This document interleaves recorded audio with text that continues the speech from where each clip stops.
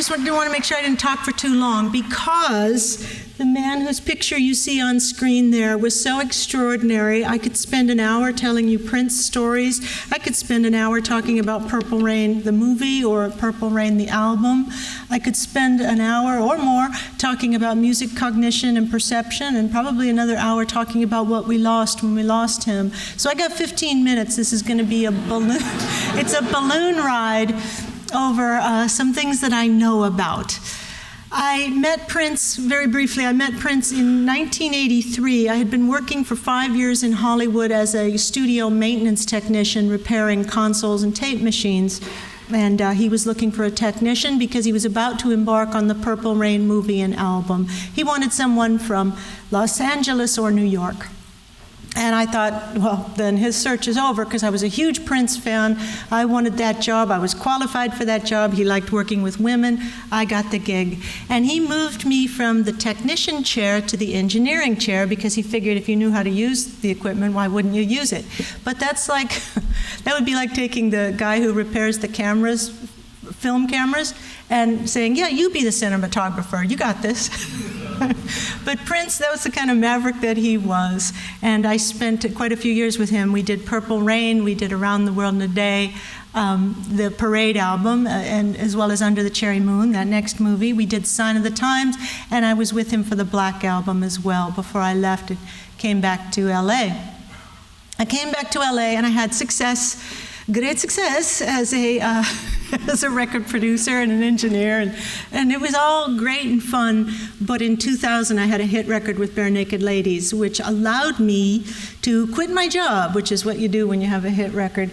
And I entered college as a freshman when I was 44 years old, and I did 8 straight years. It was a blast. I did 8 straight years and got the PhD in music perception and cognition. So now I can look at Prince through the lens of someone who really understands a little bit more about what music making is, and he's even more extraordinary now when viewed through that lens.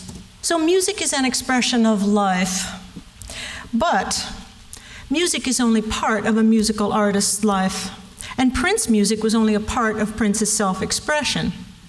So the music that he gave us, the Prince records that we know, the ones that were released, only represent a fragment of the music of his life, which of course only represents a fragment of an artist's life. Questions, now that he's passed on, we can ask in hindsight about this man who's no longer with us. It is of interest to scholars to ask the question, what influenced him? What might he have wanted us to know about him? What part did he keep to himself? Why did so much of his material go in the vault rather than be released? In fact, some of his best material went into the vault. I could speak about that too, but I don't have time now. So sorry, there's a lot there. How much of what he told us was true? He was a supremely honest lyric writer. He told you his truth in his lyrics. And what were the extra musical cues as to who he was? Of the many, many, many things that Prince did that were exceptional, perhaps one of the most exceptional, mind-blowing things was Prince created his own competition. Who else does that? He was smart enough to know that one kid coming from North Minneapolis was just a dot, but multiple dots create a scene, and he was smart enough to know he'd be more interesting if there was a scene. So he created his own competition. He created the Time and Vanity 6, which became Apollonia 6, and he built up the careers of Sheila E. and Jill Jones and Madhouse and all the other records that we did. It was all him. He wrote the songs, he played all the instruments, and then he would have Morris come in and do his lead vocals, or Sheila do her lead vocals, and Sheila being a great musician, of course she played timbales and percussion, and Jesse Johnson had some solos on the Time records, but that was all him. So part of our circle of friends in the 90s when I went back to Los Angeles included the actor John Cusack. He was a really great guy, and a bunch of us were all at Magic Mountain. And he said a sentence I never forgot. He said to me, all actors secretly want to be rock stars, and all rock stars secretly want to be actors. And I thought, wow, that rings true, but that is wild. Why? Why is that true? And he said, because The actor's job is to hide yourself. You put on the clothes that don't belong to you. You say the words that are not your words. You live in the apartment that isn't yours. You have a name and a life that isn't yours. You get paid to be anyone other than yourself. In contrast, the rock star gets paid to be a larger-than-life version of him or herself. Yourself amplified. These two things are such polar opposites that perhaps that's why the one camp is not too good at being the other. We all know, well, Johnny Depp is in a band, and I suppose we could name some others, but they're not too good. When actors are in bands, nobody goes to hear them play, except people who want to see them as actors or celebrities. And the same thing is true of most actors. We know that Madonna has starred in movies, and certainly there have been others. Generally, it's not too good, because you're so used to being the opposite of what you're now being asked to be.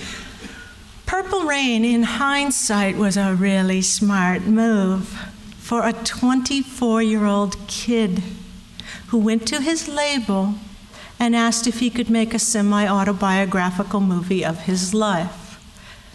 Warner Brothers, genius record label, said yes. That's how much they believed in him. So Prince had a few venues for his self-expression that went beyond his just his music making. Music stars serve our fantasy lives. Stephanie Germanotta was just one of a million pretty young girls who play piano, and then when she changed her name and wore a dress made of meat to the MTV Video Awards, now that's something interesting. Now she's a larger-than-life version of herself. This is what we want from our rock stars. We want to be able to project onto them that aspect of ourselves that we are not, that we couldn't be. I'm in the middle of a research project right now because I needed to know something, and I found this very curious. People seek their favorite music because they want a reward. They get rewarded from playing their favorite music. I had always assumed, falsely as it turns out, I thought nearly everyone was just like me.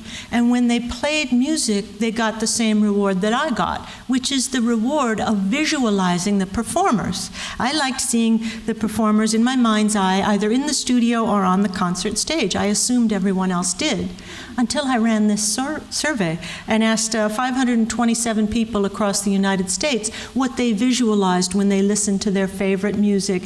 Turns out that most of us listen to music to launch our memories. We want to remember ourselves at a certain time in our life, or we want to remember friends, or good times, or maybe even sad times. We want this music to serve as a little bit the autobiography of ourselves and of our lives. We also like to listen to music for the story that's in the lyrics. There's some other options on there. Some people report that they don't see anything when they listen to music, and some people like to launch various kinds of fantasies. But the majority of us bond to music because of the memory it serves for us. Music psychologists know that there are three basic systems through which human beings can bond to music. Music artists need to know you don't need to tap all three of them. Any one will do. The three paths are the motor system, music makes us move, the emotion system, and our cognitive system. So music makes us move. I hope Prince's music will, a little bit later. It was designed to. Music makes us feel. Chord changes and melody give us feelings, and music certainly makes us think, especially for young people. The lyrics of music help them solve social problems. Here's what you should have said to that kid. Here's how to make that boy like you. Here's how you should feel about your parents. So the aspects of music that deliver these rewards include, well, the rhythm and the groove and the tempo engage our motor system. Melody, chords, chord progression, harmony, and timbres of musical instruments can cause us to feel something very deeply. As Prince might have himself said, Beethoven had nary a drum kit. You don't need to have a funky drummer. You don't have to have Clyde Stubblefield to get us to feel something very powerful. You can do without both of those if you're a genius with lyrics, if you're a Bob Dylan, or one of my favorites, Lana Del Rey. If you can write a great line, you don't need sophisticated chord changes or a funky drummer. Now, in the case of Prince, it has been widely said that he was a genius with melody and a genius with rhythm, but he was no slouch with lyrics either. Some years ago, I was sitting around with some musician friends. We were in the middle of making a record, and we were talking about the Triple Crown. Music makers know that there are 3 distinct audiences for our work, and it is extremely rare that we please all 3, just as with film. There's the general public, they like what they like. There's the music critics and scholars, and then there are our peers, other musicians. These 3 audiences give you different rewards. The public gives you love. They scream and yell at your shows. The critics give you fame because they write about you. And other musicians give you respect. Broadly speaking, of course. Prince did something genius. He did what all artists do early in their careers. He started by imitating others, and his first 2 records were very similar to the music that played on the R&B charts in the late 70s, early 80s. But Prince narrowed his focus with the Dirty Mind album, and he made a record for the critics, and he deliberately turned his back on the public, and he turned his back on other musicians. He made a record that would cause the critics to write about him. And it was controversial, and it was nasty, and it was groundbreaking. And critics in New York and LA went nuts for this artist, for Dirty Mind. Next record, his 4th album, he went for other musicians. And on this record, on Controversy, he played all the instruments on it, and started off that record by saying, I just can't believe all the things people say. Am I black or white? Am I straight or gay? Now he's got a second audience, and the other musicians were talking about him and saying he's a weird little freak, but he sure can play. For his next record, he targeted the public, and it worked. He had his first crossover single with Little Red Corvette, which found its way onto the Billboard Hot 100 charts. For his next record, Bammo, the Triple Crown. This movie and this album were a hit with the general public, with the critics, and with other musicians. I remember him coming to rehearsal while we were rehearsing to go on the Purple Rain tour, and the movie hadn't been out yet. And he was laughing. He said, I had a dream last night. I dreamt that those 2 guys, the fat guy and the skinny guy, were reviewing Purple Rain. He meant Siskel and Ebert. And he said, they were reviewing Purple Rain. He says, and that fat guy was tearing me up. And we all laughed, and we're like, well, we hope, we think it's good, but we don't know. What do we know? We're all kids. We're in our 20s. And as it turned out, Siskel and Ebert loved it. They gave it 2 thumbs up, and Roger Ebert in particular was a huge fan and helped this movie be successful. We were kids. We were in our 20s. We did not know if this would be successful. Prince's main competition was Michael Jackson, and Michael Jackson was in the studio with the great Quincy Jones and with Bruce Swedien and with LA's finest session musicians and Westlake Audio. I mean, it's the greatest studio on the West Coast, just about. Michael had the best of the best. Prince had a motley crew. He had a technician for his engineer. He had no producer. He had a band. The youngest was Wendy Melvoin, baby Wendy, 18 years old, just a little kid. He had people who'd never been tried on the world stage, all of us working in a warehouse years before Paisley Park was built. And we could hang. We were competing at the highest level, driven by the powerful escape velocity he achieved to escape the bonds of his lower middle class existence and skyrocket into that stratosphere and bring other people with him.